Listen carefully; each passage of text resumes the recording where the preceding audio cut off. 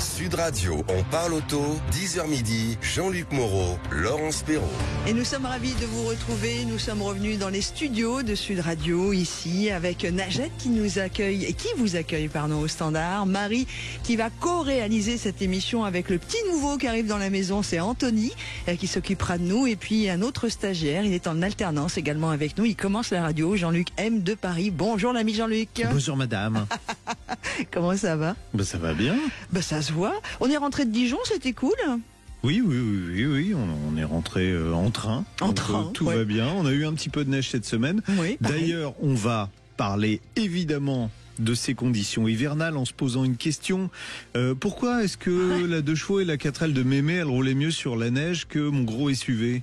Ou que les gros camions qui ont bloqué toutes les autoroutes. On répondra à ça tout à l'heure avec Dominique Stemfel, vous verrez. Alors il y a... c'est bien parce que cette semaine a généré plein de sujets pour la chronique pneus qui va arriver. Et si vous avez galéré un peu, vous vous dites tiens, on va écouter les conseils. Alors écoutez nos conseils et pas forcément ceux des professionnels qui racontent un peu n'importe quoi, parce que j'ai regardé les émissions, j'ai regardé tout ce qui passait aux journaux télévisés, mais il y en a c'est hallucinant quoi. Mais il ferait mieux d'aller vendre des cravates que des pneus. C'est parce qu'il y a des gens qui ne font pas leur métier comme vous. C'est-à-dire que vous préparez tout, vous allez chercher l'info, vous la vérifiez. Il y en a d'autres qui on va chercher l'info à la source surtout. À la source. On aime bien nous la source, et pas simplement la source d'eau. Comment verdir les flottes des collectivités locales? C'est un vrai sujet. C'est un vrai sujet. Et puis cette semaine, il y avait le salon des maires. Vous allez voir, on est en plein dans l'actualité. Donc les municipalités ont plein de véhicules qui circulent, qui sont pour la plupart polluants parce que diesel. Comment on peut verdir ces flottes? Voilà. Exactement, on verra. Une des solutions, c'est le rétrofit. On va vous en parlera en détail. On vous accueille bien sûr au 0826 300 300 tout au long de l'émission et dès maintenant. Vous n'hésitez pas. Notre ami Najette vous accueille également au standard. L'essai de la semaine. L'essai de la semaine, c'est une voiture qui répond à tout ce qu'on a envie d'avoir dans une voiture. Alors, vous savez que vous allez faire plaisir au parrain de mon fils, qui est fan de cette voiture, qui a regretté de ne pas avoir acheté celle-ci quand il a dû en changer. Alors là, attention, c'est le nouveau modèle. Parce que c'est une voiture qui fait voiture électrique sur 100 km minimum, qui fait voiture hybride sur le reste du trajet et qui en plus peut emporter toute votre famille. Manu, mais c'est quoi? Si tu nous écoutes, tu vas pleurer ce matin. On vous le dit pas, vous n'avez qu'à rester avec nous, vous le saurez. Allez, on va parler également du Conseil d'État qui juge que les automobilistes en adorent doivent être en mesure de contester pleinement les fameuses forfaits post-stationnement avec les sulfateuses. Encore cette semaine, encore de l'actu de cette semaine, puisque le 18, le Conseil d'État dit attention, les voitures qui vous verbalisent automatiquement dans la rue, là, faut faire gaffe, parce que la géolocalisation du PV est pas forcément bonne, et puis surtout, les gens doivent pouvoir contester correctement, ce qui n'était pas le cas jusqu'à présent. Donc on en parlera avec Maître Rémi Jossaume. Maître, avocat spécialisé en droit routier. Moi, j'ai toujours trouvé depuis le début que c'était quand même du vol manifeste. C'est un scandale. Et je comprends pas, comme beaucoup d'autres choses, qu'on ait laissé faire. Voilà. Bon, et puis on va aussi parler. Le forfait post-stationnement à Paris, vous savez jusqu'à combien il monte dans certains quartiers? Moi, je me suis fait avoir 75 €. Pour 5 minutes, si vous avez un SUV, ça peut être 225 €. Maintenant, en plus, avec ça la va hausse. être le prix de la voiture, ça continue. Ça. Et puis, dans le dossier actualité, on va parler des voitures qui sont les moins chères à réparer. Ouais. Quelles sont donc les voitures les moins chères à réparer? Et celles les plus chères à réparer? Un indice, ça rime avec indice, ça finit par lentis. J'ai rien dit. C'est telle voiture du coup? C'est ça. Allez, on parlera aussi du V6 PRV qui souffle ses 50 bougies. Oui, le moteur, le vilain canard de la production automobile. C'est l'histoire, c'est le vilain canard qui devient un cygne. Et c'est pareil. On adore. Allez, vous l'avez compris, c'est une émission riche de nouveau. On est ravis d'être en votre compagnie comme tous les samedis matins et on ne va pas bouder notre plaisir de partager avec vous. 0826 300 300, Najette vous accueille au standard. Vous pouvez nous écrire sur @sudradio.fr en mettant on parle auto dans l'objet et bien sûr toutes vos coordonnées ou sur le site de Sud Radio directement et évidemment sur la page de Facebook où je vous retrouve en direct également et je me permettrai de partager vos commentaires. C'est parti. Sud Radio, on parle auto et d'environnement. Back to Car, première marque de pièces auto recyclées et garantie à vie vous présente. Nous présente nous. Nous. On parle environnement. On va parler d'environnement avec Back to Car. On va tout de suite accueillir Frédéric Stradi, qui est le directeur, le CEO, c'est Chief Executive Officer de Kinomic. Bonjour Frédéric. Bonjour Laurence, bonjour Jean-Luc. Bonjour Frédéric. Expliquez-nous déjà ce que c'est que Kinomic. Moi je sais. Alors Kinomic, c'est une jeune entreprise puisque Kinomic est né en 2021 et qui est spécialisée dans la mobilité innovante et surtout décarbonée, puisque nous proposons uniquement des solutions zéro émission. Très bien. On accueille aussi Jean-Jacques Serrave, qui est directeur de Kinomic Mobility. Bonjour Jean-Jacques. Bonjour Jean-Jacques. Bonjour Jean-Luc, bonjour Laurence. Merci d'être avec nous. Qu'est-ce que c'est que Kinomic Mobility par rapport à Kinomic tout court? Alors, Kinomic Mobility, c'est la filiale de Kinomic qui distribue, commercialise les produits de Kinomic justement pour accélérer la décarbonation des parcs.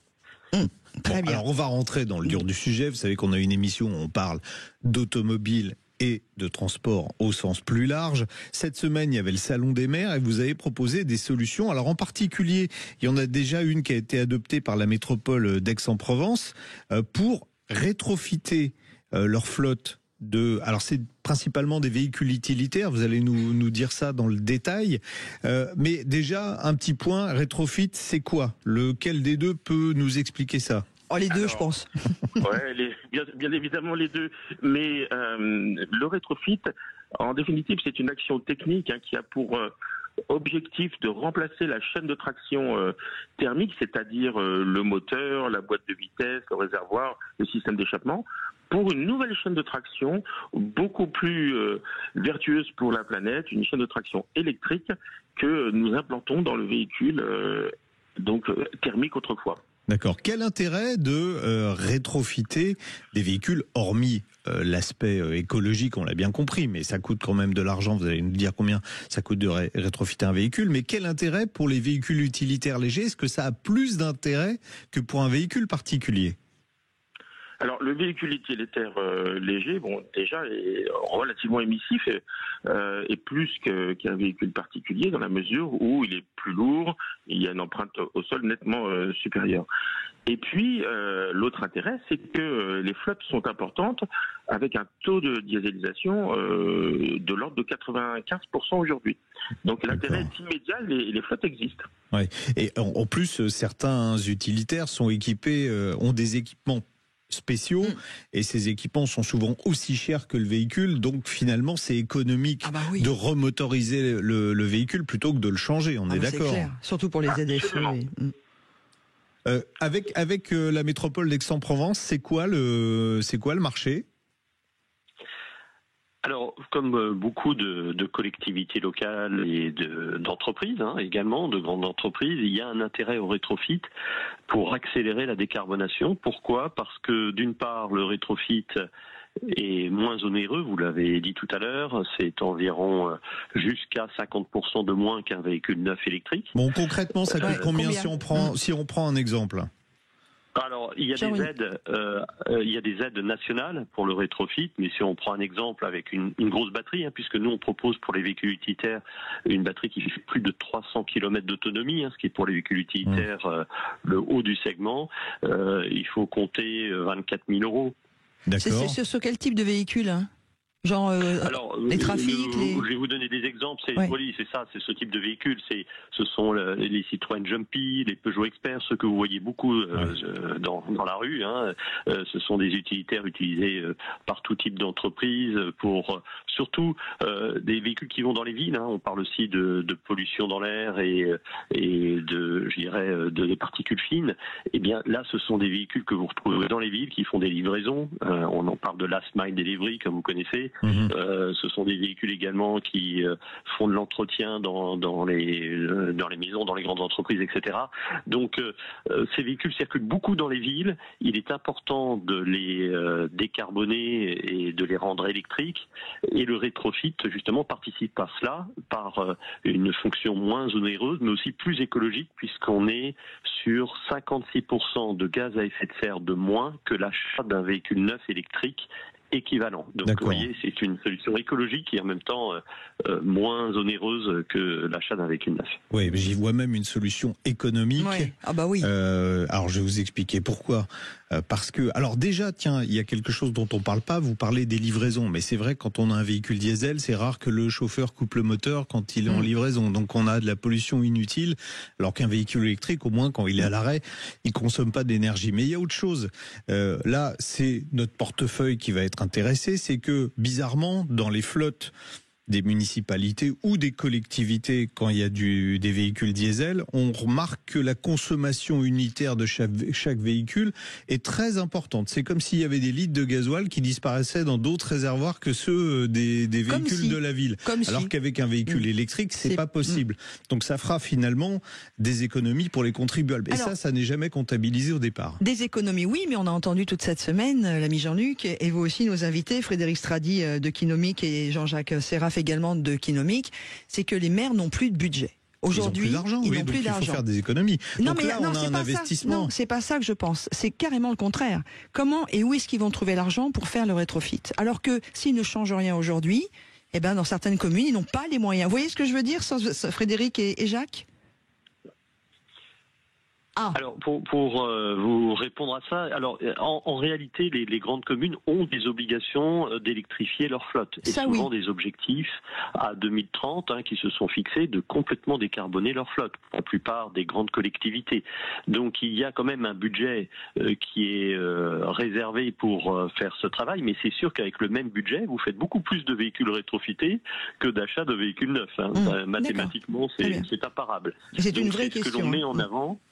C'est ce que l'on met en avant parce que effectivement, vous avez raison. Il y a pour les collectivités locales un devoir d'être le plus efficace possible avec un budget donné, et également pour les grandes entreprises et toutes les entreprises une obligation de verdir les parcs, qui n'est pas tout respectée. D'ailleurs, ça s'appelle la loi LOM, la loi d'orientation des mobilités. Et malheureusement, on voit que 60% des entreprises ne respectent pas toujours ces obligations.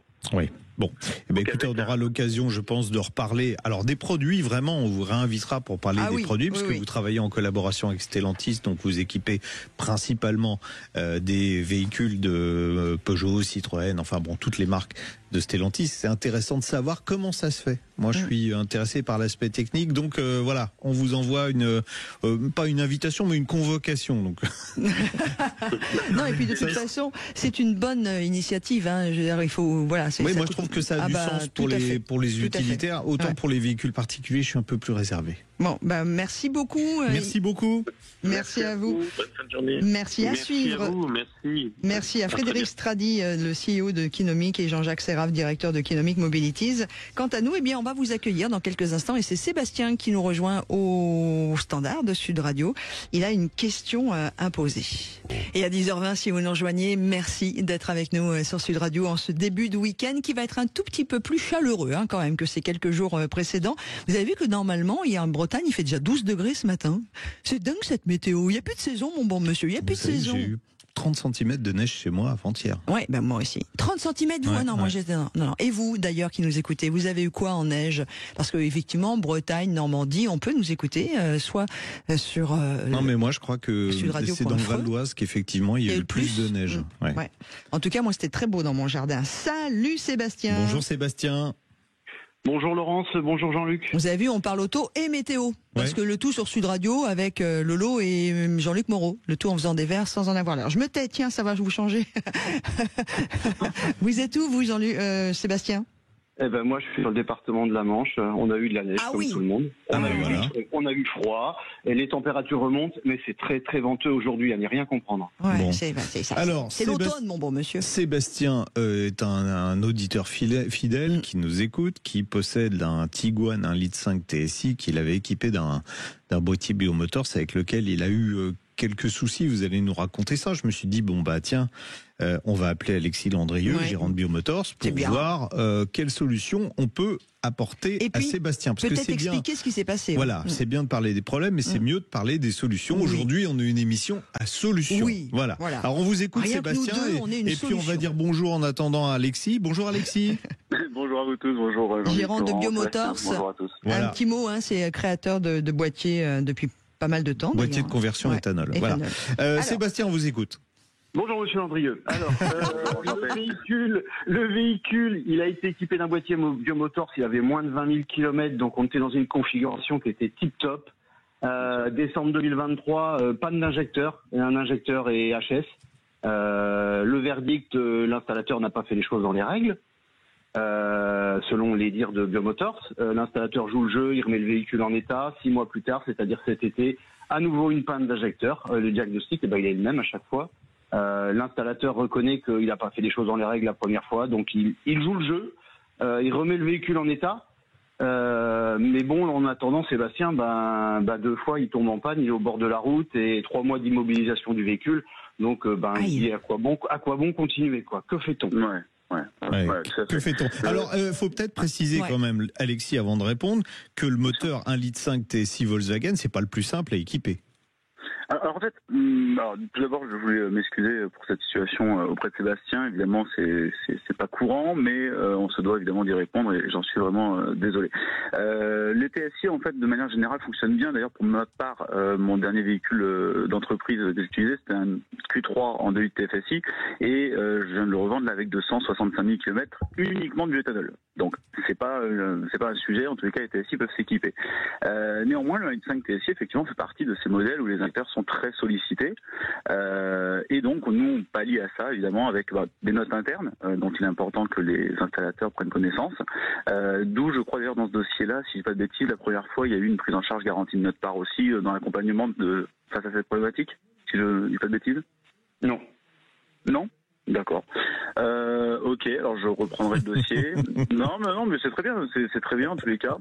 Ce qui est certain en tous les cas, c'est que oui, il y a des notes internes chez Volkswagen, chez Groupe BAG, sur tout ce qui est 1 litre et 1,5 litre TSI, sur certains modèles impactés par des fragilités injecteurs, même d'origine à essence, c'est des pièces qu'ils ont en stock, en concession. Néanmoins, ça n'empêche pas le problème que tomber en panne sur l'autoroute, c'est pas rigolo, et c'est pourquoi d'ailleurs on a sorti une nouvelle technologie dédiée à ces moteurs-là, qui sont très poussés, de manière à ce que justement on ne passe plus par les injecteurs. J'en parlais lors de notre dernier passage sur Sud Radio. Oui, c'est le fameux truc où vous êtes cogné la tête dans les toilettes et le matin, en vous levant, vous avez inventé le convertisseur temporel, c'est ça? Ouais, en fait, l'idée c'était vraiment de se dire, le but c'est en fait d'aller chercher qui de l'œuf ou de la poule, parce que sinon on rentre dans un débat éternel des injecteurs où c'est faible chez VAG sur certaines motorisations. Finalement derrière de se dire oui, mais comme le boîtier est branché dessus, qui de l'œuf ou de la poule, et ça c'est vraiment détestable pour tout le monde et j'en suis encore une fois navré. C'est ce qui s'est passé sur ce dossier-là. D'où le fait que cette technologie, du coup, ne passe plus par les injecteurs et est proposée pour ces moteurs-là. D'accord. Donc, qu'est-ce qu'on peut faire concrètement pour Sébastien, alors ? Là, clairement, Sébastien, donc effectivement, il a eu plusieurs fois le symptôme. C'est évidemment en termes de geste commercial qu'on est prêt à lui installer cette nouvelle technologie qui permettra de ne pas plus solliciter les injecteurs, même en fonctionnement de l'éthanol, parce que évidemment, je le redis, c'est vraiment propre à certains moteurs de la gamme TSI. On va rappeler rapidement cette nouvelle techno. On n'injecte plus l'éthanol, le supplément de carburant par l'intermédiaire des injecteurs en allongeant les temps d'injection, mais on injecte dans la pipe d'admission d'air.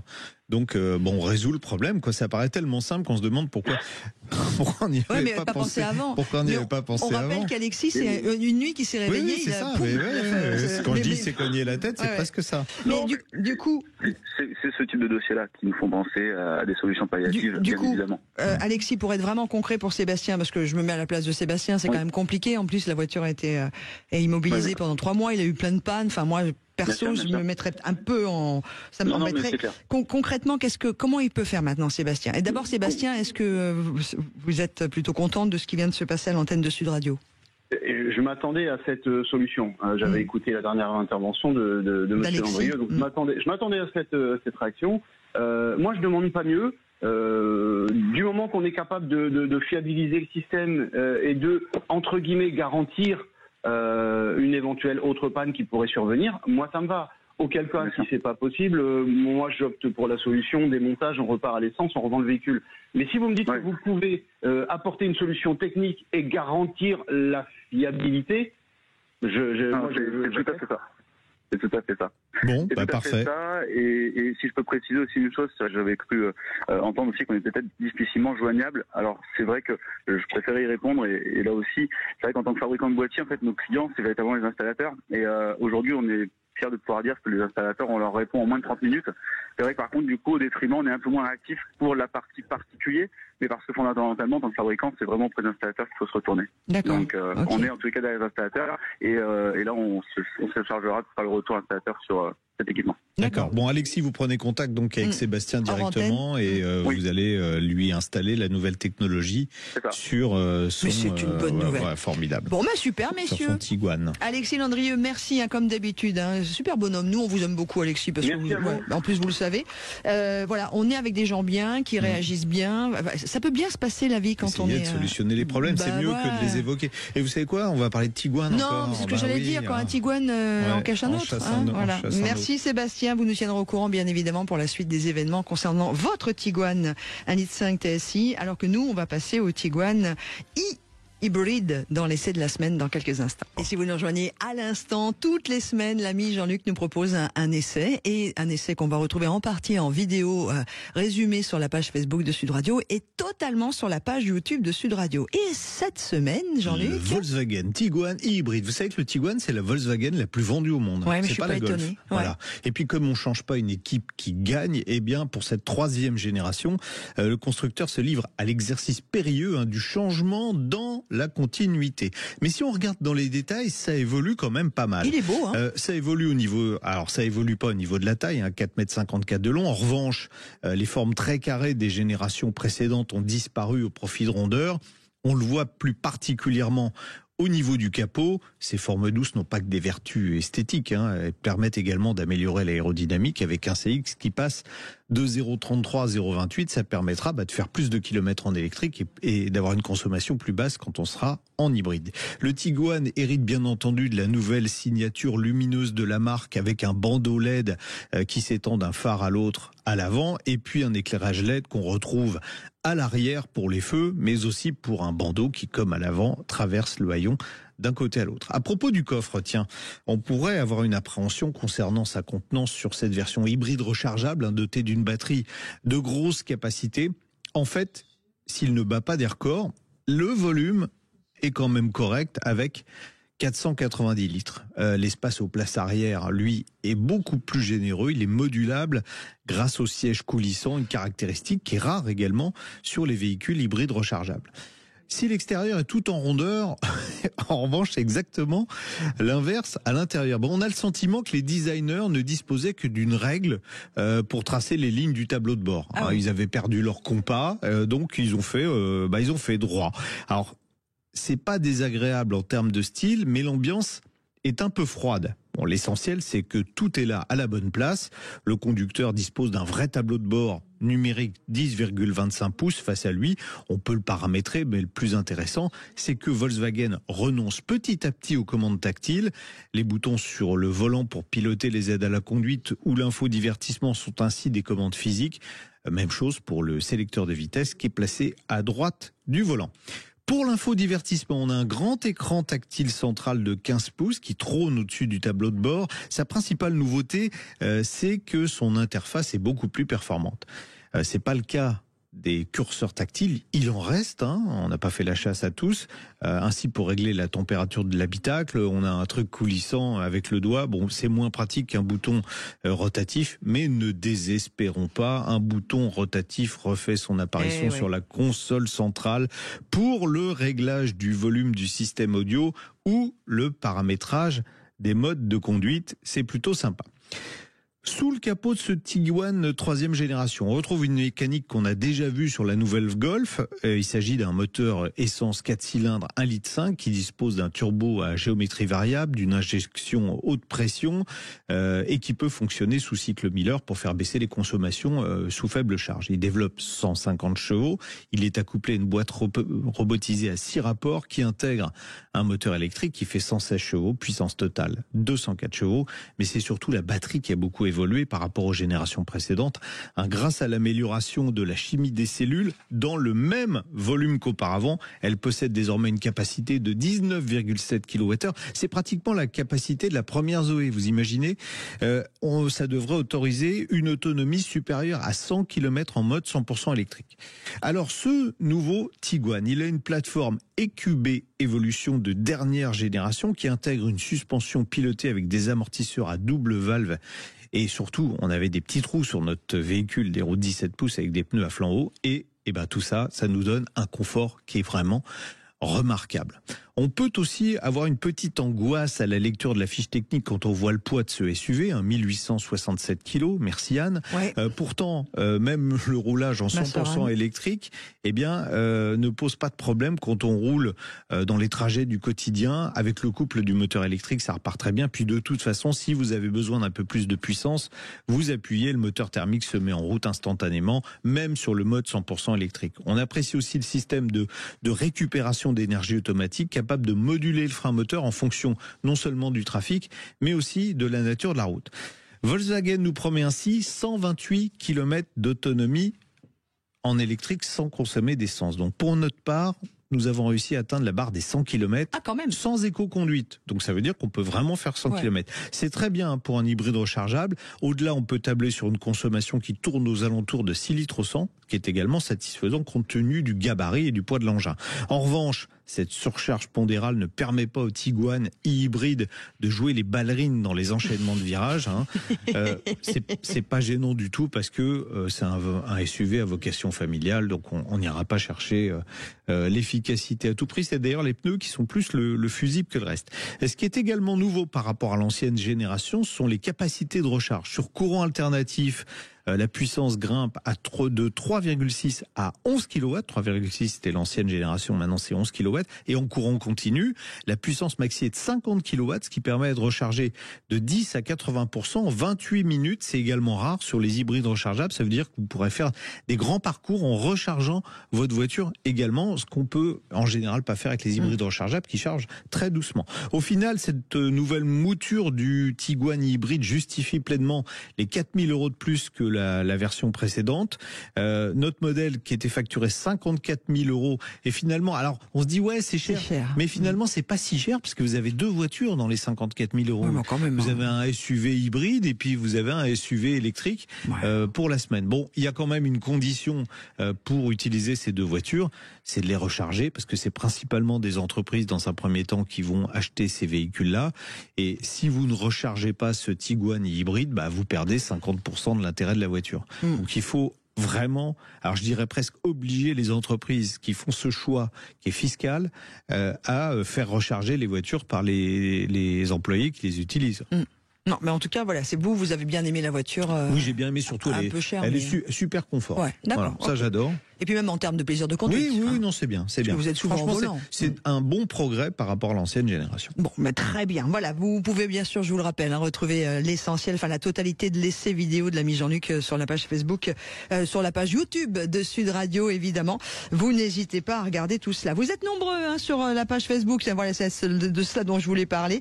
Il y a beaucoup de gens qui sont là. Frédéric, salut Fred. On a également Camille qui nous rejoint. On a eu un petit coucou de quelqu'un qui arrive de Belgique. On a Brigitte également qui nous disait qu'hier il y avait eu entre 20 à 25 cm de neige entre Montbéliard et Belfort, d'où les soucis sur la fameuse A36. Tiens, on en parlera d'ailleurs parce qu'avant la fin de notre émission, pourquoi les voitures d'aujourd'hui a priori tiennent moins bien la neige que la de Doge, comme le disait Jean-Luc, ou la 4L de tonton ou de mamie. Allez, on en parle dans quelques instants, mais on va surtout parler du fameux FPS, les forfaits post-stationnement, avec le Conseil d'État qui juge que les automobilistes doivent être en mesure de contester pleinement ce que nous donnent les sulfateuses APV dans les grandes agglomérations, même les petites d'ailleurs.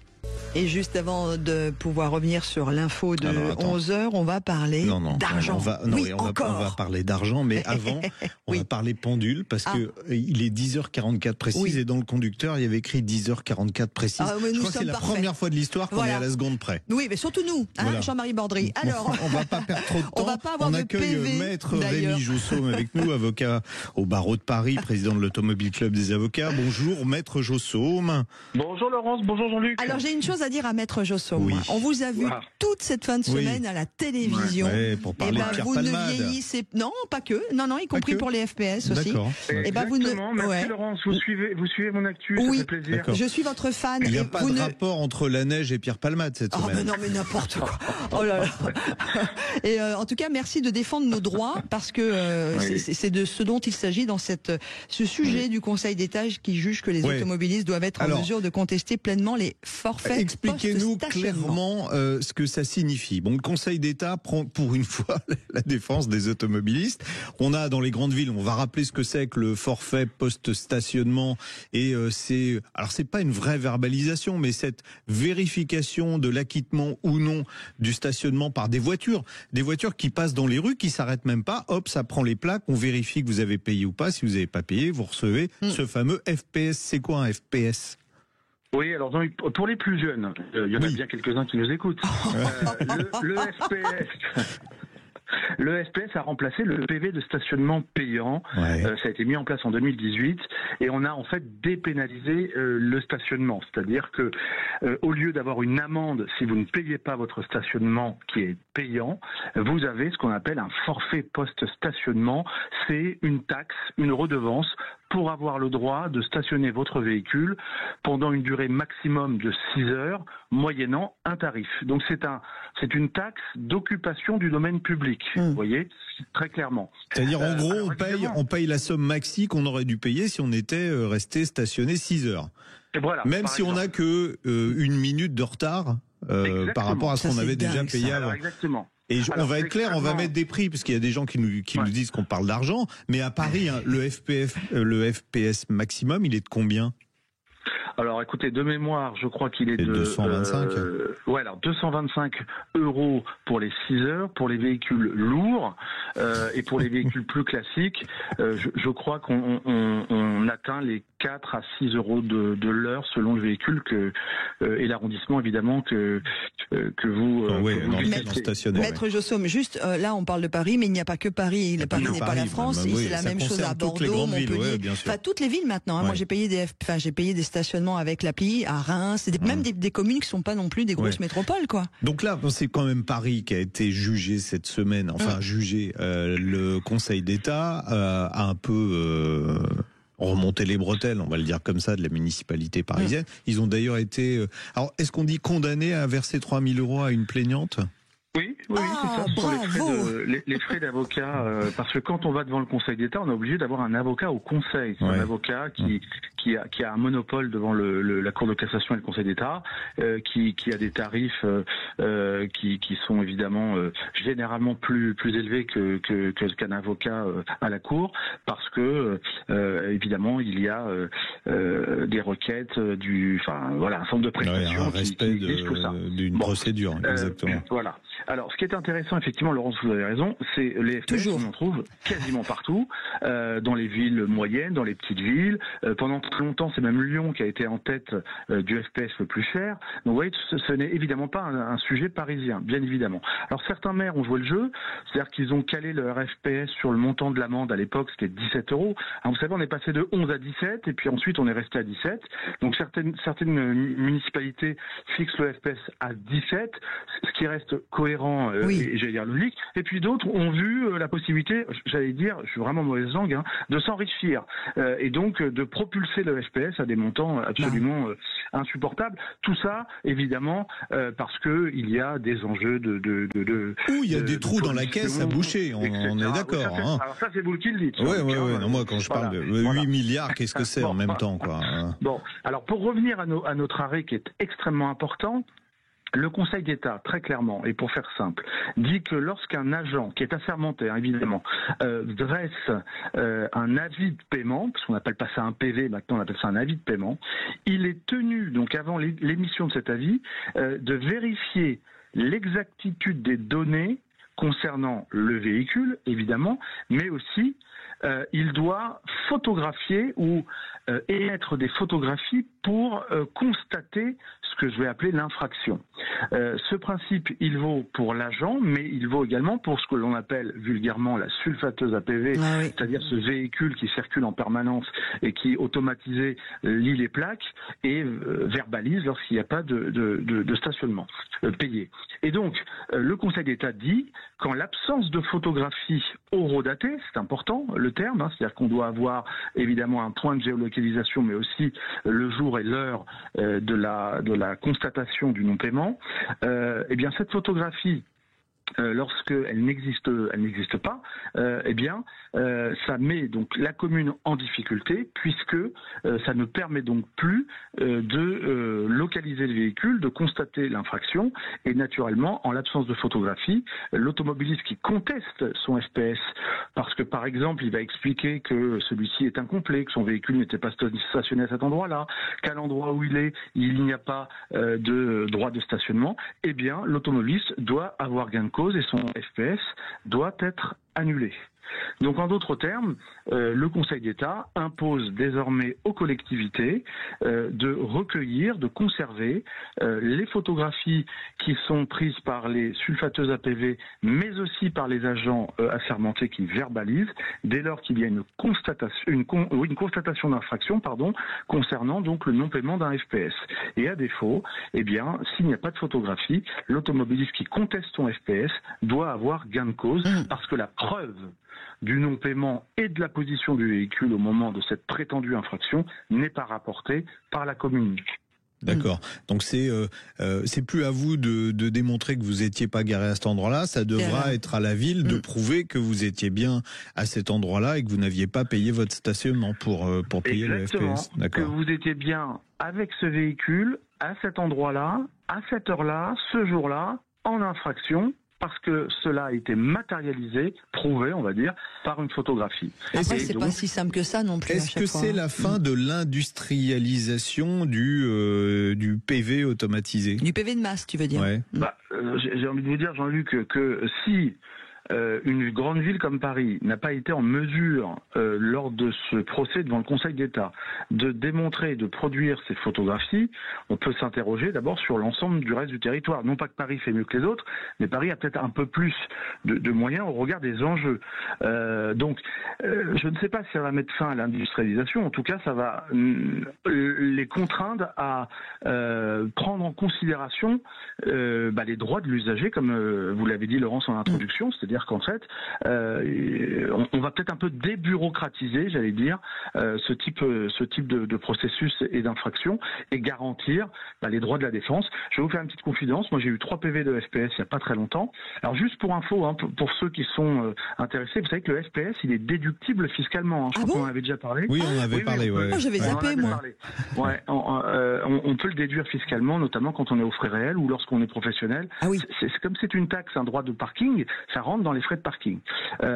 Et donc, ce que je vous disais, c'est que à partir de ce moment-là, effectivement, les communes vont devoir stocker, conserver, éditer et produire surtout. Et c'est ça, a priori, qui a posé difficulté dans ce dossier, produire les photographies. Donc, je vous disais, oui, une petite confidence. Moi, j'ai contesté il n'y a pas très longtemps des FPS en indiquant que le lieu était totalement imprécis. Il n'y avait que l'énoncé de la rue, il n'y avait pas le numéro de la rue, sauf que l'ensemble de la rue n'est pas soumise à stationnement. Ou sur la rue, il y a d'autres types de stationnement possibles, du stationnement gênant, livraison, handicapé, etc. Et évidemment, j'ai eu gain de cause parce qu'effectivement, la commune a reconnu l'imprécision du lieu de l'infraction, qui encore une fois est une notion qu'on retrouve dans beaucoup d'infractions, notamment en matière d'excès de vitesse. Est-ce qu'on peut être pratico-pratique, parce que moi, je fais partie des gens qui ont du mal à porter plainte ou à faire des choses. Ça me dépasse. Voilà, mon cerveau, il n'est pas fait pour ça. Donc côté pratico-pratique, je reçois mon FPS. Il faut que j'ai la photo qui prouve. Enfin, vous voyez, donc ça veut dire qu'à chaque fois que je me gare, il faut que je prenne une photo. Alors, il y a deux possibilités, Laurence. Excusez-moi d'être un peu béotienne. La suivante. Vous recevez votre FPS. Bon, vous êtes verbalisé rue X dans telle commune et évidemment c'est totalement imprécis. Donc vous avez 1 mois pour faire un recours obligatoire, préalable obligatoire auprès de la commune en disant moi je conteste cet avis de FPS. L'infraction est insuffisamment précisée. Il n'y a pas le lieu précis où le véhicule était stationné. stationner. Là, soit ils classent, il n'y a plus de FPS, soit ils produisent les photos et on voit que votre véhicule est bien en infraction. À l'endroit précis, vous serez invité à payer votre FPS. Soit la commune ne vous répond pas ou ne vous donne pas les éléments qu'il convient. Et donc, au bout d'un mois, en l'absence de réponse de la mairie. Mais tout ça vous est clairement indiqué quand vous contestez, je vous rassure. Vous avez 2 mois pour saisir la commission du stationnement, qui est une espèce de super tribunal du stationnement payant, qui va statuer sur la recevabilité de votre requête. Tout se fait en ligne. Vous devez simplement justifier, quand vous saisissez la commission, que vous avez bien fait un recours préalable obligatoire. Bon, je vais aller un cran plus loin, ça va faire hurler des gens, mais est-ce que tout le monde n'a pas intérêt à contester les FPS, puisque de toute façon, on est d'accord, Rémi, on va pas payer plus cher si on a contesté et que notre demande est déboutée. Alors, depuis quelques années, le Conseil constitutionnel avait censuré l'obligation de consigner pour le FPS. Donc, vous voyez, on parle quand même d'un sujet où ça a été décidé par des élus locaux à l'appui des demandes de lobby liés au stationnement, fait un peu n'importe comment, et il faut que le Conseil constitutionnel et le Conseil d'État, ces 2 hautes juridictions, viennent corriger ce dispositif législatif en constatant qu'il y a une vraie violation des droits de l'usager. Donc ça pose question, et notamment pour tous ceux qui depuis 2018 ont payé peut-être indûment des stationnements alors que leur verbalisation était totalement irrégulière. Vous contestez, oui, si évidemment votre FPS est incomplet. Non, mais Rémi, je vais être de mauvaise foi, ce qui m'arrive jamais. Non, jamais. Jamais. Mais si tout le monde conteste, le système, il explose en vol. Ma question, c'était, si je conteste, est-ce que je vais payer plus cher si on me donne pas raison? Très bonne ou pas question. Vous avez 20 secondes. Il faut faire très attention à cela, Jean-Luc, parce que, on l'a dit tout à l'heure, le Conseil d'État a donné 3 000 € à ses requérants, mais l'inverse est possible. C'est-à-dire que quand vous faites un recours, si ce recours est jugé abusif, vous pouvez, en plus de votre FPS qui sera payé, vous pourriez avoir des frais liés à une procédure que vous avez engagée alors que vous êtes, on va dire, de mauvaise foi. Mais je suis de bonne foi. Non, mais en tout cas, il fallait qu'on en parle, on l'a fait en détail, et merci beaucoup. Non, ça serait bien qu'effectivement, on arrête de verbaliser comme ça. Non, mais moi, je comprends même pas pourquoi on a laissé faire dès le départ, Parce que ce sont des sociétés privées, donc elles doivent faire du bénéfice. Certaines gèrent d'ailleurs les parkings, c'est les mêmes sociétés. Au-delà, imaginez qu'il y a un business autour de ça. Théorie du complot. Un dernier chiffre, Laurent, je suis très rapide. Un dernier chiffre pour vous montrer l'ampleur du phénomène. C'est statistique réelle. Les pervenches à l'époque, en moyenne, verbalisaient 22 fois par jour.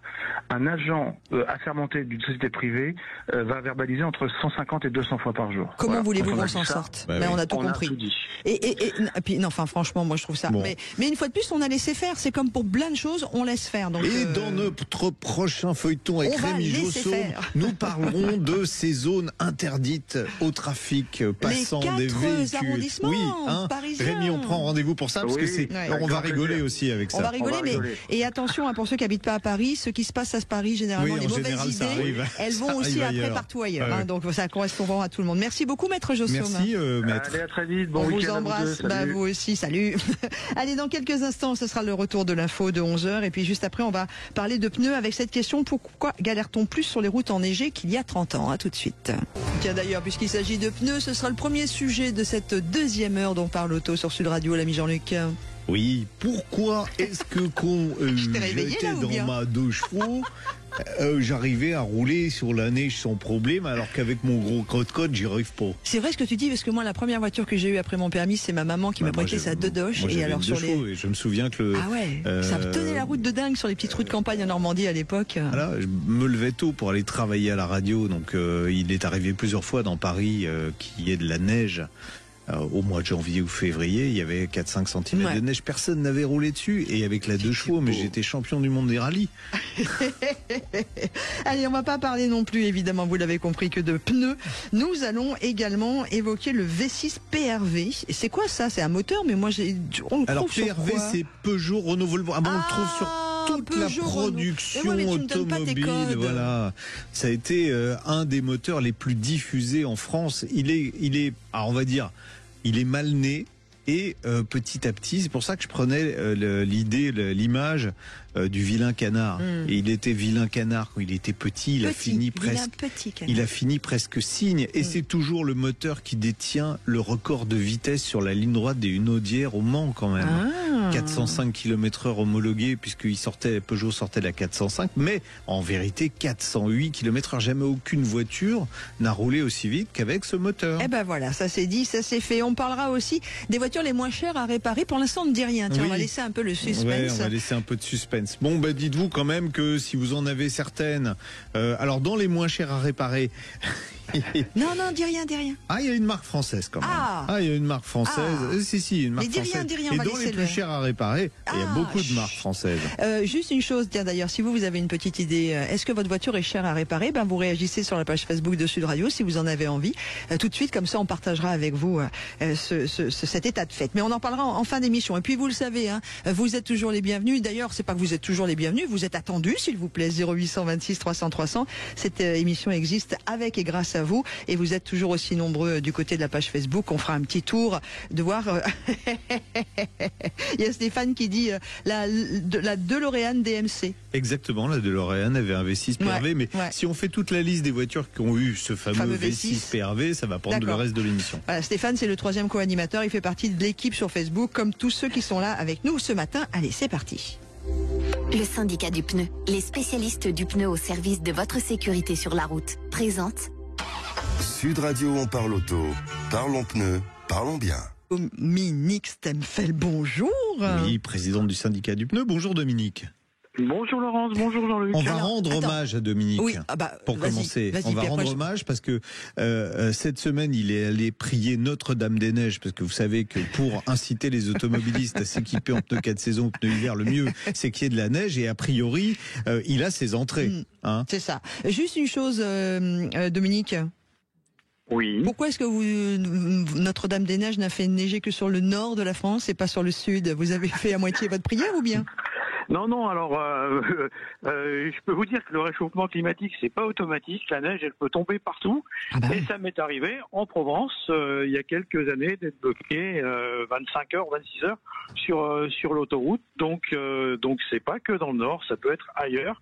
Et effectivement, ça prévient pas trop. La preuve, c'est que ça bloque des automobilistes peut-être un peu imprévoyants. Ouais. Bon, alors ce qui est super, c'est que la neige a apporté de l'eau à notre moulin de la rubrique pneus, parce qu'on va pouvoir en faire, comme je disais tout à l'heure à Laurence, j'ai vu des sujets dans les journaux télévisés avec des professionnels qui ont tout.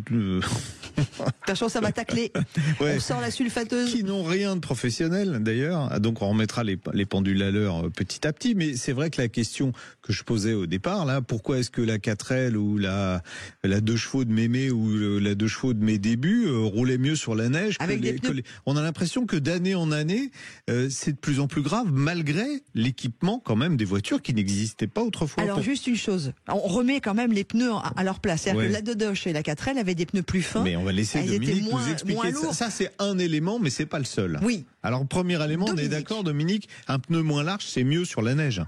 Un pneu moins large, c'est mieux sur la neige parce qu'on a une pression au sol qui est plus importante. Donc et plus les pneus sont larges, moins la pression est importante et moins on a d'adhérence. Donc aujourd'hui, on a des pneus qui sont extrêmement larges. On prenait l'exemple il y a peu de temps de la R5 initiale qui était en 135 mm. Aujourd'hui, la nouvelle est à 195. Une voiture haut de gamme il y a une quarantaine d'années, elle était en 175. Aujourd'hui, on est plutôt en de 55, de 65, voire de 75. Et donc ça, c'est clair qu'on a des pneus qui sont vraiment très très larges et ça n'arrange pas la conduite sur la neige. Donc on est d'accord que plus le pneu est large, moins la voiture sera adhérente sur la neige, puisqu'il faut de la pression. Et est-ce que le poids des voitures, là on se dit oui, elles sont plus lourdes, ça devrait être mieux sur la neige? Oui, mais le poids est réparti sur une surface qui est beaucoup plus large. Donc en fait, ce qui compte, c'est la pression au centimètre carré. Et là, en l'occurrence, on a des pressions au centimètre carré, des poids au sol au centimètre carré qui sont moins importants. Et puis il y a un autre point aussi, et ça, il suffit de regarder les pneus modernes, qui est en fait leur profil. Sur les pneus d'antan, on avait des profils qui étaient très découpés, avec beaucoup de lamelles. Aujourd'hui, les constructeurs automobiles cherchent à avoir des pneus les plus silencieux possibles. Donc en fait, on supprime ces canaux, on supprime des canaux transversaux et on supprime des lamelles. Et puis on a également la législation qui oblige à avoir des pneus les plus silencieux possibles. Et là, en l'occurrence, on a des profils de pneus qui sont pas adaptés du tout à la conduite sur la neige. D'accord. Est-ce qu'un SUV, contrairement à ce qu'on peut croire, c'est mieux, moins bien, enfin... Ça dépend des pneus. Ouais, non, mais les gens se disent, ouais, ça y est, j'ai un SUV, je peux aller dans la neige. Bonne idée, mauvaise idée. D'abord, c'est pas un 4x4, enfin, c'est pas. Alors, ils sont pas tous 4x4, il y en a. D'abord, les SUV, ils sont comme les voitures, donc ils ont des pneus qui sont très peu adhérisés aujourd'hui. Les pneus sont beaucoup plus larges parce que les SUV sont encore plus lourds que les voitures, donc ça s'arrange pas. Quand c'est un 4x4, effectivement, en traction, on a l'avantage des 4 roues motrices. Par contre, en descente, on a un gros inconvénient, c'est que les SUV sont très lourds et que si ils ont une perte d'adhérence, ils subissent une perte d'adhérence, on risque de pas pouvoir le rattraper. C'est ce qu'on appelle dans notre jargon l'effet luge. Et donc, un SUV, c'est pas forcément un avantage. Est-ce que je peux poser une question à Dominique, parce que vous parliez des rainurages, il y avait moins de rainurages aujourd'hui sur les pneus d'aujourd'hui que ce qu'il y avait sur la Dodoge de maman ou la 4L de mamie. Est-ce qu'il y a moins de rainurage aussi, et pas simplement pour une histoire de silence, mais aussi pour une histoire d'utiliser moins de matière et donc d'économie de la part des fabricants de pneus? Non, c'est pas une question d'économie concernant l'industrialisation. C'est effectivement la lutte contre le bruit, et c'est d'autant plus important aujourd'hui avec les voitures électriques, c'est que les bruits qui viennent de la route, qui viennent des pneumatiques, sont amplifiés ou sont plus audibles que sur des voitures thermiques, et donc on a des pneus qui sont vraiment très très peu adhérisés. On a aussi des faux amis sur la neige, parce que les gens imaginent qu'avec les voitures modernes, avec toutes les aides à la conduite, ça va régler le problème. Parfois, c'est exactement l'inverse. C'est le problème de l'ESP.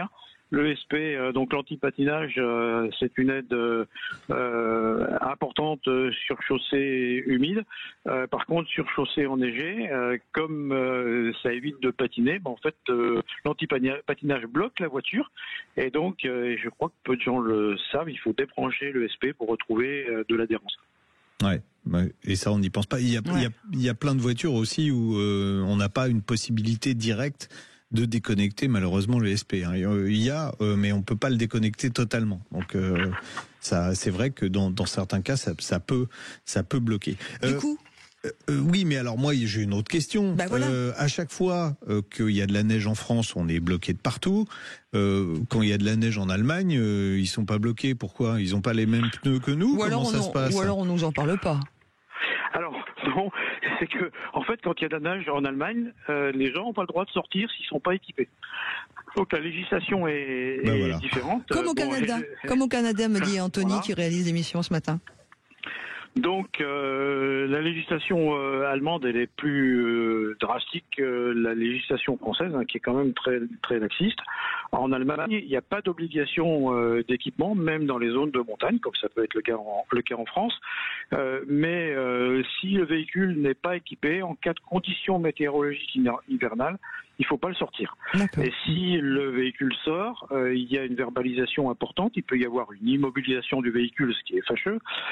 Et plus encore, il est prévu une déchéance de l'assurance, qui est pas toujours le cas en France.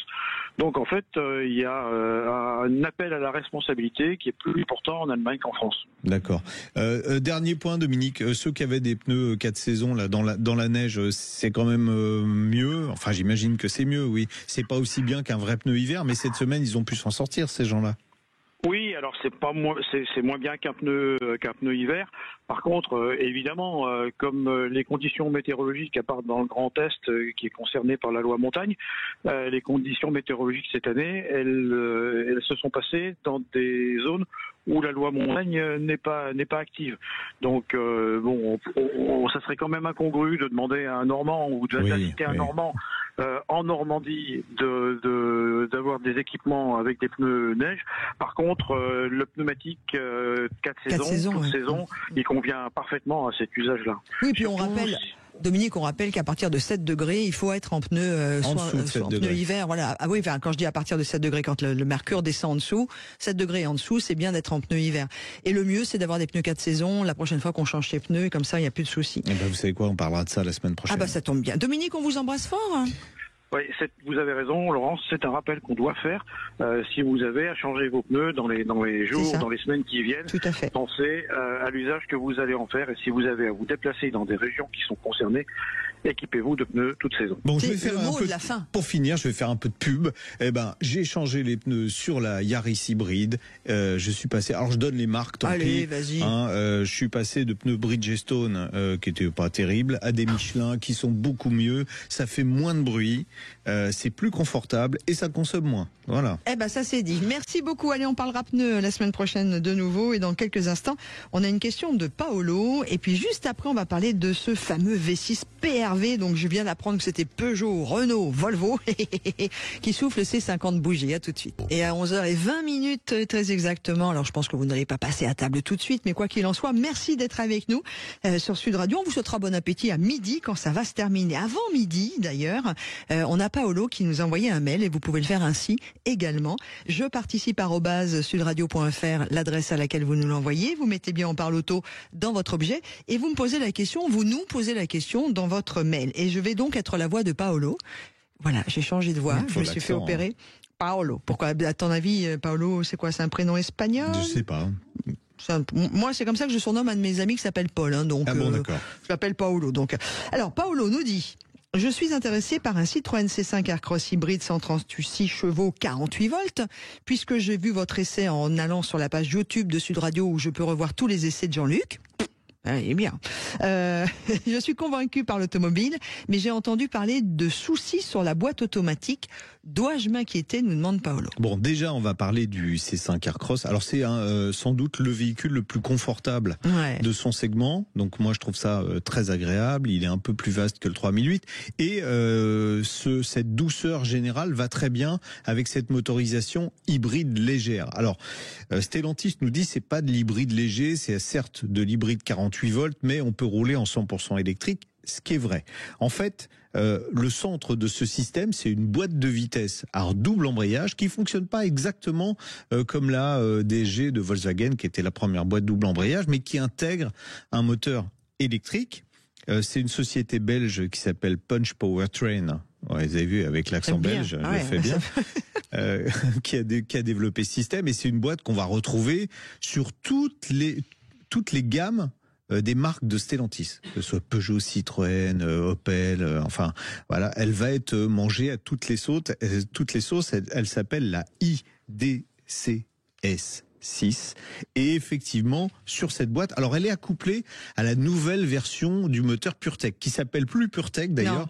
Enfin, parce que ce moteur, il est quand même arrivé en 2023 et on a continué à l'appeler le nouveau. Le nouveau, il est arrivé en 2023. A priori, il n'a pas de panne pour le moment. Pourquoi je dis a priori? Parce que l'ancien PureTech, les premières pannes sont arrivées au bout de 2-3 ans. Donc là, il est sorti en 2023. Donc il va falloir encore attendre un petit peu pour savoir s'il est vraiment fiable. Mais jusqu'alors, le moteur n'a pas posé de problème. Ce moteur, on l'appelle un i2, je l'appelle un i2 PureTech pour que les gens comprennent, avec une chaîne à la place de la courroie humide. Ce moteur, pas de souci pour le moment. Il est accouplé à cette boîte et là on nous dit attention, la boîte. Il y a quelques cas, effectivement, où il a fallu remplacer la boîte de vitesse. Il y a des problèmes de synchronisation des rapports. Il y avait des à-coups lors des transitions entre le mode électrique et le mode thermique. Et ça, moi, je l'ai ressenti dans les essais que j'ai faits. Sur le 3008, à l'époque, quand je l'ai essayé, parce que c'est sur le 3008 qui est sorti en premier, elle est sortie en premier, cette boîte de vitesse, j'avais ressenti ça. J'avais ressenti des petits à-coups. Alors, ça peut être réglé par des reprogrammations, puisqu'ils ont mis d'abord beaucoup de temps à la mettre au point, cette boîte. Et aujourd'hui, il y a des reprogrammations. Donc, avec les reprogrammations, on arrive à améliorer ça, mais il y a parfois des remplacements qui sont nécessaires. Mais faut pas trop crier au loup, parce qu'il y a eu très peu de remplacements jusqu'à présent. Donc, il y a effectivement peut-être un problème de... je vais pas dire de défaut de fiabilité, parce que c'est pas exactement le cas, un problème de mise au point qui nécessite des ajustements sur cette boîte, mais pas de panique pour le moment. Le choix Paolo est un excellent choix, c'est une voiture très confort, et je pense pas que vous soyez en panne aussi sûrement qu'on pouvait l'être avec l'ancienne génération du PureTech. Bon, voilà, la réponse est donc donnée. Et puis pour tous ceux qui n'ont pas vu l'essai de la C5 de l'ami Jean-Luc, je vous donne rendez-vous sur la page YouTube de Sud Radio. Allez, on continue, on va en parler de ce fameux V6. Je vais en profiter d'ailleurs parce que j'ai mon ami Didier qui adore les voitures, il a une grosse Audi. Je sais pas s'il a déjà testé le V6 PRV dont on va parler tout à l'heure, qui souffle ses 50 bougies. Didier, tiens, donne-moi un petit message si tu l'as déjà testé, celui-là. Et puis surtout, on va parler de ce fameux V6 PRV avec Nicolas. Bonjour Nicolas. Bonjour Meunier. Nicolas Meunier, journaliste et auteur, qu'on aura bientôt avec nous parce qu'il a écrit un bouquin sur la Formule 1. Qui va bientôt là. Voilà. Et je pense que on va convoquer, en ce moment, moi je convoque, on va convoquer Nicolas pour nous présenter son bouquin, puis en faire gagner à des auditeurs, bien évidemment. Il n'a pas roulé en F1 en plus ce moteur, mais il a roulé en compétition aussi. On va parler du V6 PRV. Alors c'est pas banal, parce que c'est 6 cylindres mais 50 bougies. Voilà, c'est ça. Sauf qu'elles sont jamais encrassées, celles-là. Voilà, c'est le vilain canard de la production française. Vas-y, Nicolas, on peut avoir un peu l'histoire de ce fameux moteur avant que vous parliez tous les deux en tant que passionnés et que moi j'écoute grandes oreilles toutes ouvertes?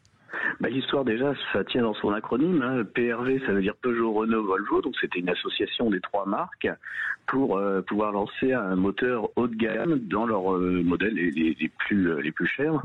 Et l'idée initiale, c'était de lancer ce moteur à la fois en V6 et en V8, c'est-à-dire de créer une famille de moteurs modulaires, ce qui à l'époque était un petit peu moins courant qu'aujourd'hui.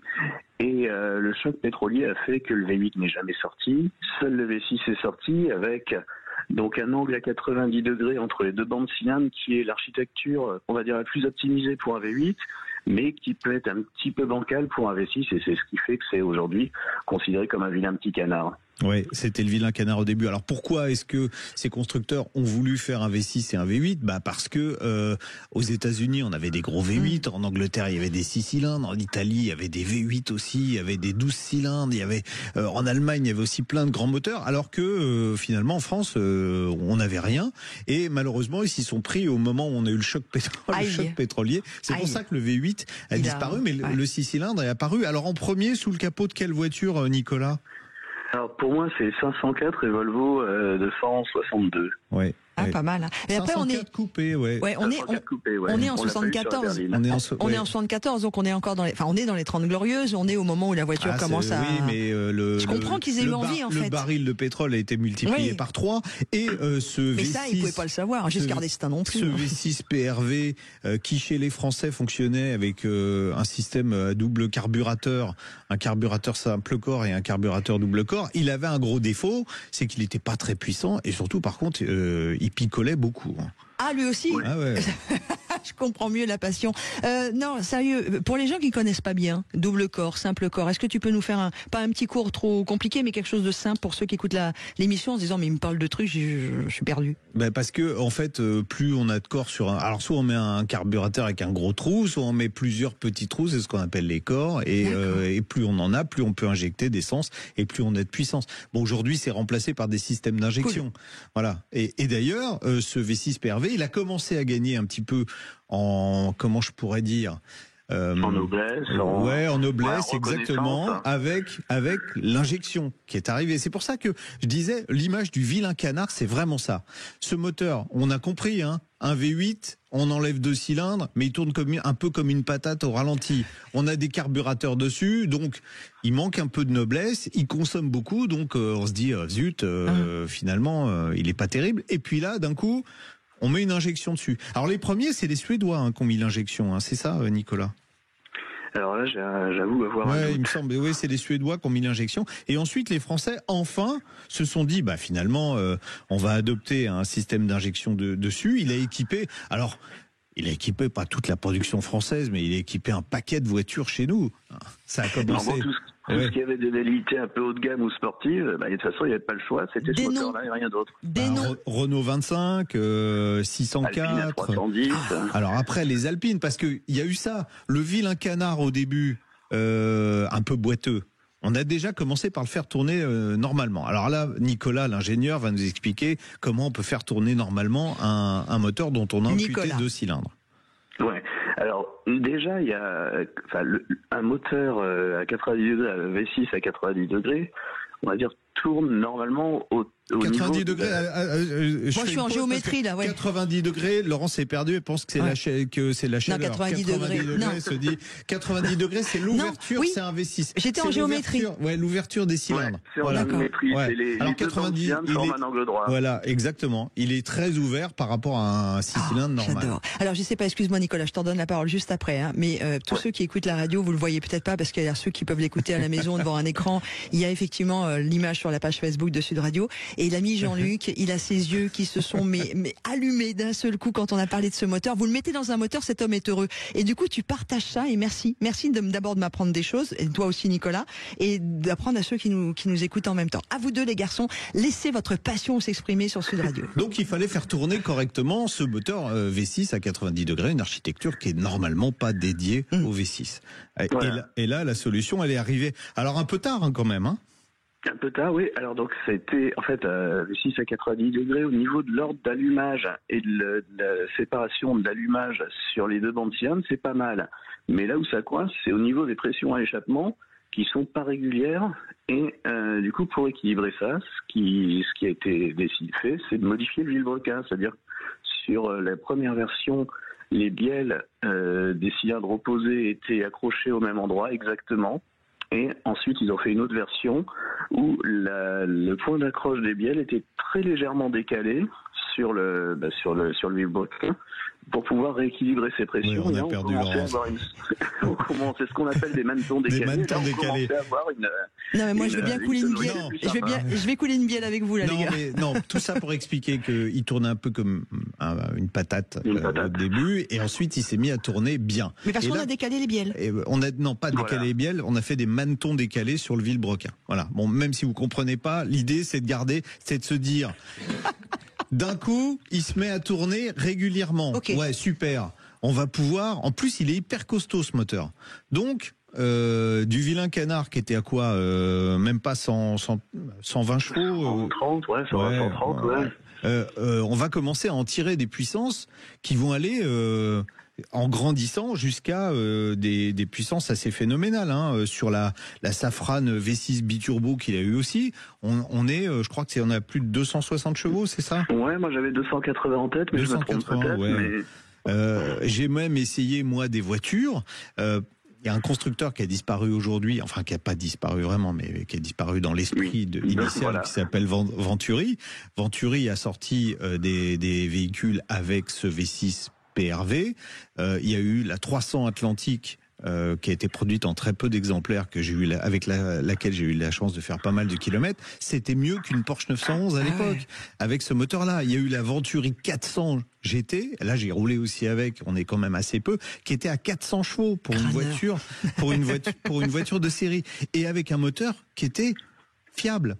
Tout à l'heure, on a parlé de la DeLorean, Retour vers le futur. La DeLorean, elle a eu aussi ce V6 PRV. Donc, mais c'était pas la meilleure version qu'elle avait. Non, elle avait une version dépolluée pour les États-Unis qui était pas terrible. Vous, c'était laquelle votre préférée avec le V6 PRV? Avec le V6, moi, alors plutôt que les sportifs, j'aurais tendance à préférer les berlines plutôt haut de gamme. Je sais déjà ce que va penser Jean-Luc de moi, mais non, du moment qu'on ne parle pas de voiture sans permis, tout va bien, Nicolas. mais une Citroën XM V6. Ah ouais. Il y avait la Renault 30 qu'on avait un an. Oui, ça y est, ça me revient. Ouais. C'était la première voiture, on va dire, qu'il a reçue dès le début de sa carrière, avec en même temps que la 604, le 604. Ouais. Ah oui, puis on voit bien, là, je suis sur Internet pour bien regarder les ailes et tout. Et la 605 a même hérité d'une version 24 soupapes, avec laquelle je crois que j'ai battu un record de vitesse, puisque j'ai fait Assouan à Boussimbel. À l'époque de la présentation. En chameau ? Non, à 235 km/h de moyenne. Bon, c'est une route qui est dans le désert. Hein, il y a rien. À l'époque, c'était avec un journaliste de TF1 qui s'appelait Yves Hervalet, qui est malheureusement décédé.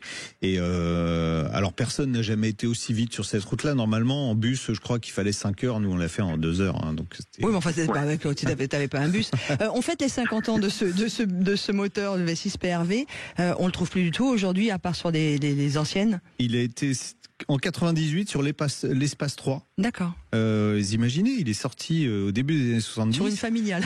Dans les années 70 et jusque en 98, il a été produit. Il a été aussi monté sur des voitures de course. Alors pas des Formule 1 comme je disais tout à l'heure. C'est dommage, tiens d'ailleurs. Nicolas, vous y êtes plongé dans l'histoire de la F1 là. Mais surtout qu'en plus, le V6, le 90 degrés sur les Formule 1, c'est un angle qui est souvent choisi parce que ça permet d'abaisser le centre de gravité. Donc, je pense qu'ils auraient pu en tirer une base. Ouais. En tout cas, voilà. Il y a eu, comme conclure. je disais, en plus, pour conclure, c'est le moteur qui gardera pour toujours le record de vitesse aux 24 heures du Mans, puisque maintenant, il y a des chicanes dans la ligne droite, donc on ne peut plus tirer tout droit. Mais en fait, une WM qui avait été créé par 2 anciens designers de Peugeot, c'était Gérard Velter et Michel Meunier, d'où le WM, a battu en 1988 le record de vitesse dans les Hunaudières. 407 km/h, homologué 405, puisque comme je vous l'ai dit tout à l'heure, Peugeot sortait la 405, donc ça les arrangeait. Et c'était un V6 PRV qu'il y avait dans cette voiture. Bon, il faisait 910 chevaux. Hein. Stéphane, il vient sur la page Facebook, il dit ah bon, il y a eu des PRV sur le Mans. Bien sûr. Et puis comme il dit, ça a permis à des légendes d'exister. Voilà, Joe précise, très ouvert pour y insérer plein de choses, gagner de la place. Mais en tout cas, merci beaucoup Nicolas Meunier. Merci Nicolas, puis à bientôt donc pour parler de ce livre sur la F1. Ouais, en studio, un samedi matin avec nous. Oui, avec nous. Grand plaisir, Allez, à suivre pour conclure notre rendez-vous ce matin. Quelles sont les voitures les moins chères à réparer? On vous annonce tout cela d'ici 3 minutes, juste après la pause. Et puis, si tout va bien, on accueillera Frédéric qui nous posera la question s'il est intéressant ou non d'acheter des véhicules électriques d'occasion. Et juste un petit comme ça, parce que vous arrivez, puis on est en train de discuter avec l'ami Jean-Luc sur la page Facebook. Vous savez, il y a Stéphane, notre 3e co-animateur, qui vient de nous annoncer que son papa était metteur au point de Alpha sur Le Mans. C'est pour ça aussi on comprend mieux sa passion de la voiture. Quelles années? Stéphane, quelle année? Mettez-moi ça sur Facebook. Tiens, on va accueillir Fabien Borsa, qui est le directeur, CEO, le Chief Executive Officer de idgarage.com. Garage. Alors, bonjour Fabien. Bonjour. Bonjour Fabien. ID Garage rapidement. ID Garage, c'est un comparateur de garage.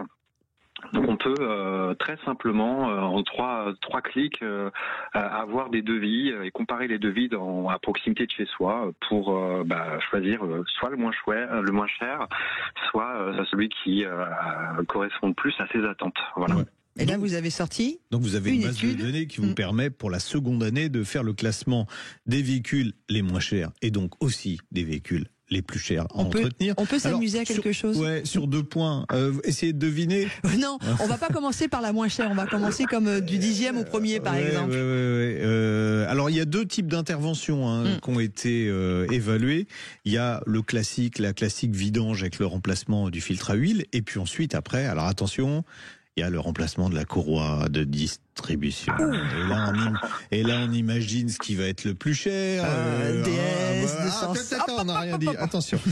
Alors là, si on fait dans l'autre sens, là, on prend sur la révision générale, la numéro 10. Alors attendez, parce qu'il va falloir que je mette des petits. Vous avez, Fabien, le nom? 1, 2, 3. La numéro 10. 5, 6, 7. Pour la générale. 10. J'ai. Tu as. Vas-y. Voiture française. Oui. Stellantis.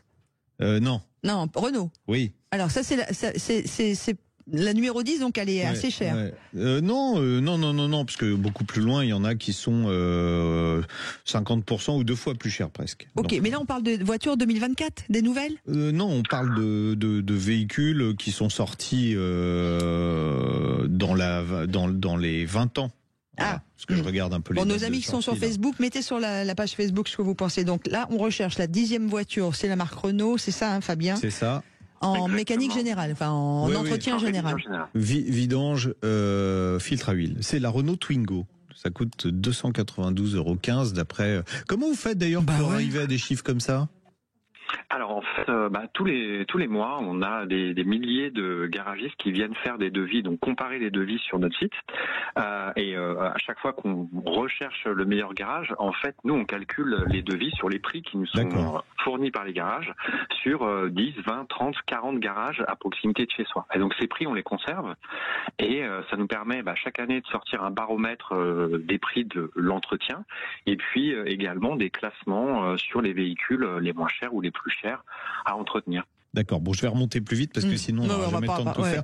C4 Picasso 1 9e, Clio 3 phase 2 8e, Seat Ibiza 5 7e, Twingo 1, ensuite C4 Picasso, Panda 3. Alors, le tiercé de tête, Citroën C3 phase 1, 267 €, Polo 5, 250 € et la moins chère, la Fiat Panda 2, celle qui a été produite entre 2003 et 2012, à 241 €. Bon, en entretien général, quoi. En entretien général. Alors les plus chers à entretenir, je vais vous laisser le dire, Fabien.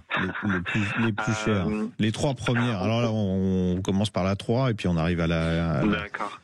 On a la Peugeot 208. Phase 2 à partir de 2019, la Mégane 4 et la 206. Ah ouais. D'accord. C'est les 3 plus chères à entretenir aujourd'hui, parce qu'elles ont les fameux moteurs. Attendez, là on n'est pas encore dans la courroie. Attention, non, là on est juste dans. Et pourquoi est-ce que c'est cher avec un PureTech ? Parce qu'on a des huiles spéciales à utiliser. Exactement. Et voilà. Et donc c'est pour ça que c'est plus cher. Et quand vous comparez donc la plus mauvaise, qui est une Peugeot 206 à 452,04 € et souvenez-vous notre Panda à 241 €, on se dit que par an, d'entretien manuel. C'est quelque part quand on achète un véhicule d'occasion, il faut y penser. Alors après, plus délicat, et là ça me fait rigoler, plus délicat, le remplacement de la courroie de distribution. Alors là, j'en vois chez eux qui disent mais bon ça va être facile à trouver qui c'est le plus mauvais. Pas forcément, figurez-vous. Pas forcément. Alors déjà les lauréates les moins chers pour remplacer une courroie de distribution. Alors évidemment une courroie de distribution ça coûte beaucoup plus cher à remplacer que de faire une vidange, on est d'accord. Oui, après, on n'est pas sur la vidange, on est vraiment sur l'entretien complet, sur la révision générale, donc forcément on est un petit peu plus cher. Et effectivement, sur la courroie de distribution, vous avez tout à fait raison Jean-Luc, les prix sont un peu plus élevés, notamment avec tout ce qu'on entend sur les PureTech, etc. Il faut savoir juste un point, c'est que sur ID Garage, on est assez proche de ce qui se passe en France, c'est-à-dire que l'âge moyen du véhicule, de l'automobiliste qui vient sur ID Garage, il est assez élevé parce qu'effectivement on cherche à investir un petit peu moins sur l'entretien de sa voiture qui a déjà 12, 13, 14 ans. Donc ça joue aussi potentiellement un peu sur le classement parce qu'on a forcément un peu plus de demandes sur des véhicules qui sont plus anciens. Oui. Bon, cela dit, la courroie de distribution, il y a une périodicité à respecter. Donc l'âge du véhicule rentre en compte, mais à partir du moment où il est dans le classement, le véhicule, c'est qu'on doit le remplacer. Donc là, on a alors le trio des 3 véhicules les moins chers, c'est quoi ?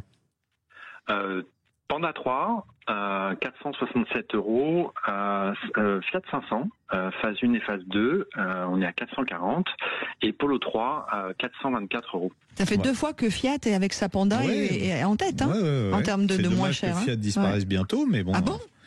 Demandez à Carlos ce qu'il va en faire.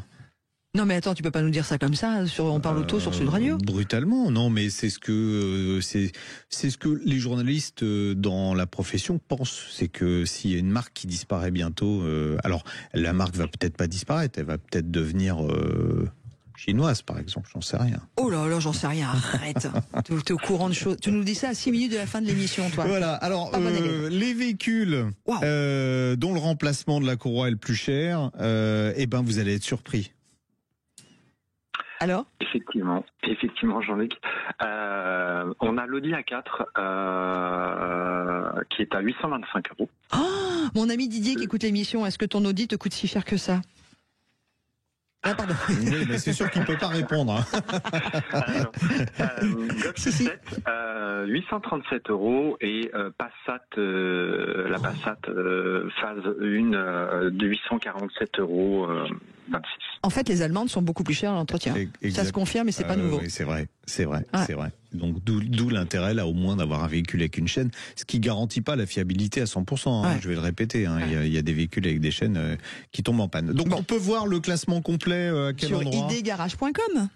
Bien sûr, sur idgarage.com, et puis vous en pourrez en profiter pour faire l'entretien, un devis pour entretenir votre voiture et essayer de trouver le garage le moins cher sur votre courroie de distribution. Et sur votre courroie ou sur votre couronne géographique. Merci beaucoup d'avoir été avec nous, Fabien Borza. Merci Laurence. Merci. Bonne journée. CEO de idgarage.com, et on vous rappelle, vous pouvez comparer les garages dans votre environnement pour trouver le moins cher.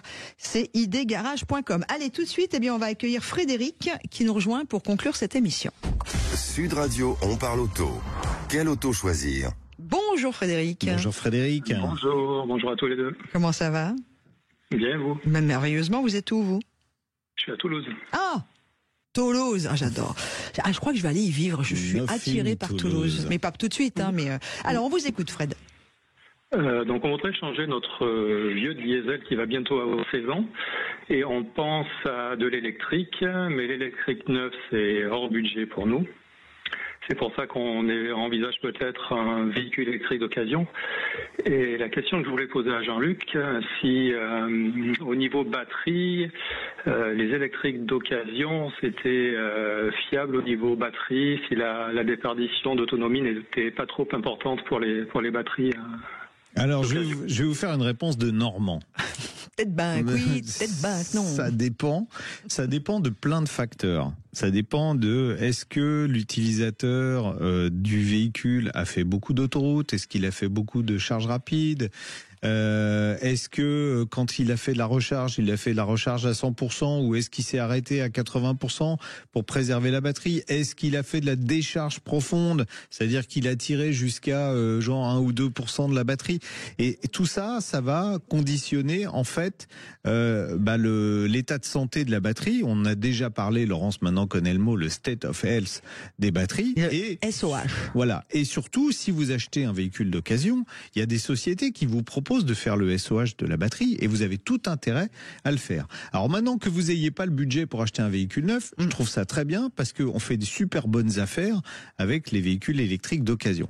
Donc à partir du moment où on peut être rassuré sur l'état de santé de la batterie et il y a le moyen de le tester, obligatoire quand on achète un véhicule d'occasion, même si vous connaissez le propriétaire de la voiture, il est préférable de faire ce genre de test, comme ça vous saurez où vous en êtes. Et surtout, la décote des véhicules électriques est très rapide. Elle est très rapide pour plein de raisons. Elle est rapide parce qu'on a beaucoup de fluctuations sur les tarifs des voitures, parce que vous savez qu'aujourd'hui, avec la montée en puissance de la production des véhicules électriques, c'est ce qu'on appelle l'effet d'échelle, les tarifs baissent, les prix des batteries ont baissé, donc les nouveaux véhicules électriques sont moins chers que les véhicules équivalents il y a quelques années, et ça forcément sur le marché de l'occasion ça pèse. Et puis on a des constructeurs, Tesla pour pas le nommer, qui ont des pratiques tarifaires qui sont assez bizarres, ça monte, ça descend et ça descend même très fort des fois, donc ça impacte aussi le marché de l'occasion, on a aussi une évolution technologique qui est rapide, ce qui fait que les véhicules électriques d'il y a 4-5 ans deviennent rapidement obsolètes. Donc ça fait que celui qui veut s'équiper en véhicule électrique d'occasion, il va faire une bonne affaire. Alors, vous voulez quoi comme type de véhicule? Pour faire quel trajet et quoi comme type de véhicule? On n'a pas trop d'idées, mais ça serait plutôt vers du style Niro, Kia Niro, ce gabarit-là. Bon, c'est le moment d'en profiter parce que c'est le Black Friday. Non, mais c'est pas ça. C'est que Kia, alors le e-Niro, il s'est bien vendu parce que à l'époque c'était pour moi la meilleure offre qu'il y avait dans ce segment-là. Donc, alors déjà pour vous rassurer, c'est une bonne voiture électrique, première chose. Et ils en ont évidemment vendu beaucoup c'était des véhicules qui étaient en LOA et ils ont eu depuis les retours de LOA. Donc vous allez chez un concessionnaire Kia, vous allez avoir d'abord une tartinée de Niro, ce qui vous permettra de choisir la couleur, les options, etc. Et surtout à des tarifs intéressants parce qu'ils débordent, les concessions débordent et donc c'est top, vous allez pouvoir faire des bonnes affaires. Eh ben voilà, c'est cool, Fred. C'est le moment d'en profiter. Votre budget, c'est quoi ?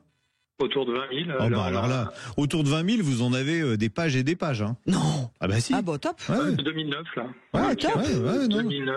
Non, mais c'est un bon choix le e-Niro en plus. Mais par contre, je vous dis, le seul point sur lequel il faudra être vraiment très attentif, c'est de faire un état de santé de la batterie. Là, voilà, il faut le faire. Ouais. Bon bah super. Fred, vous nous tenez au courant ? Le garage me le propose de le faire, ce diagnostic, c'est bien. Il est top, votre garage. On y va. Bien. On vous embrasse fort, puis vous nous envoyez une petite photo par mail de votre future voiture. Super, merci beaucoup. Je participe @sudradio.fr pour la suite. Et d'ailleurs, vous avez envie de nous envoyer des photos de votre voiture, de votre titine, de ce que vous faites avec, en balade et tout. Vous n'hésitez pas, vous nous envoyez. Je participe @sudradio.fr. On parle auto et vous mettez salut Jean-Luc, salut Laurence. Voici la photo de ma dernière voiture. Tout ça. Pour le e-Niro, là, c'est moins de 50% du prix du véhicule. C'est bien. Hein. C'est drôlement bien. Ouais, Bisous. C'est intéressant. Bon, nous, on se revoit la semaine prochaine. Oui, on va faire ça. Là. On fait ça comme ça. D'accord. Ouais. Et vous qui êtes avec nous à l'écoute de Sud Radio, on vous revoit la semaine prochaine. On compte sur vous. Merci à Anthony qui a fait sa première avec nous en compagnie de Marie, notre réalisatrice classique, et Najette qui a été au standard avec son joli sourire. Merci à tous et puis évidemment, continuez de passer un bon week-end avec Sud Radio. Salut. Sud Radio. Parlons vrai. Parlons vrai. Sud Radio. Parlons vrai.